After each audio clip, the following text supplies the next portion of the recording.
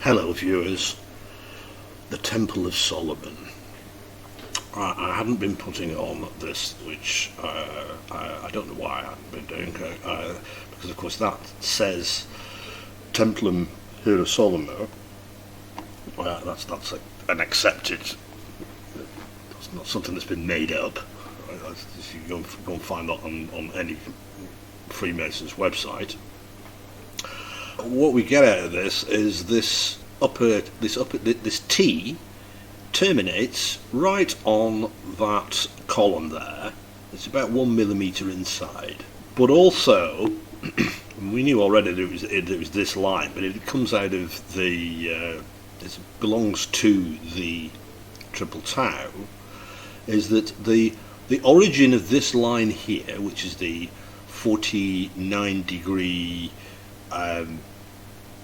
alkyd line, the leader of the three mourning maidens of the beer, detected by looking at this N. That's how we found all this. And so, what happens if we draw a line straight through that, right? Well, you hit this point here, and that's how this line is currently defined, but I could just as easily define it now as where the hexagon intersects the triple tau, and then draw a 49 degree line from there, and it will go straight through that and through this point, which is where the great golden triangle intersects on the left side the triple tau.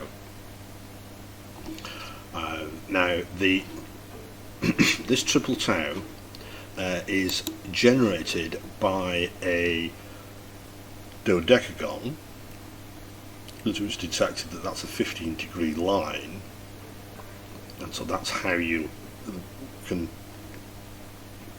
plonk a threepenny bit in there, and you can extend all these lines and create each of these nodes. Now, I'd seen this thing, which is the what used to be called apparently the Church of the Holy Sepulchre.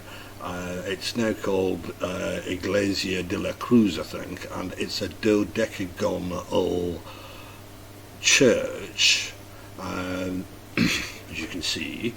And what's particularly interesting about this Wikipedia picture, we've got that octagonal thing, but yeah, we've got a dolphin, and we've got some alleged dolphins. A nice Baconian told me that he thought that the aquatic things in the E's of imprinted, before imprinted, are possibly dolphins, but also this.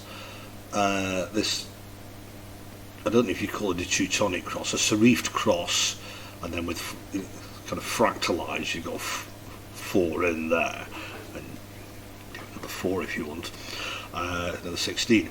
So yeah, that's rather interesting. So I don't know if this church is being related to the temple, but I have seen this square. I'm hoping to bump into Albrecht Dürer himself, referring to squares or cubes as being symbolic of Solomon's temple. But I think that looks quite pretty, don't you? And yeah, very powerful. And again, this is Solomon's temple.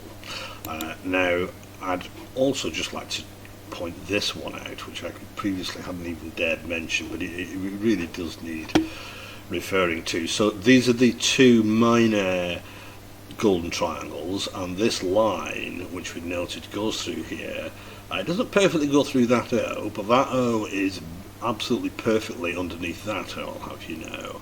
And then it doesn't, go through this O perfectly, it hits it. Now I'd also notice, of course, that this line goes through that O, and again, I hadn't dared mention that, I think, when I first talked about this lower golden triangle. I just stuck with the W and the T, and this Y has been pulled down a bit. If you compare that Y with this Y, you'll see that he's inked it down a little bit. But as you can see, if you then take this principal bass line from the spot next to the G, you get, well, of course, a golden triangle. These are golden triangle lines. They're perfect golden triangle lines. They're drawn, calculated using trigonometry in a spreadsheet. And that fits perfectly inside the O of D for T, which scholars of the subject will know. D for T is ox. This is a very bovine T, so ox for D, and that O also, obviously, can refer to Oxford. So it's quite a sacred O, and we've just got this cute thing in here, which is exactly the kind of stuff that will just be completely dismissed. But if you're on the case with this, and then and it took me a day or so looking at thinking, but yeah, of course it's quite deliberate. I have wondered about that kink there and whether or not this is supposed to be a little bit over to that side, and therefore that's why he's done that bump. I don't know, but one way or another, these are 1/5 of a millimetre wide lines, roughly. So that just shows you just how tiny that is. Whether it's a concealed fourth thing, I don't know. The only two O's now that aren't wound into this are the O of Foldy that's sold and 1609, and there's that's an anomaly. Yeah, Hiram Abiff is given a golden triangle apparently, along with a golden hammer, which signifies the T. But yeah, to go back to this, this golden triangle here, adorned with these three lines, which can all be independently. I can define this blue line from down here, the green line and the red lines independently, and they will intersect. They'll make a tiny, tiny triangle. We've got a tiny triangle down here, but if I define it from there, then we get a tiny, tiny triangle here.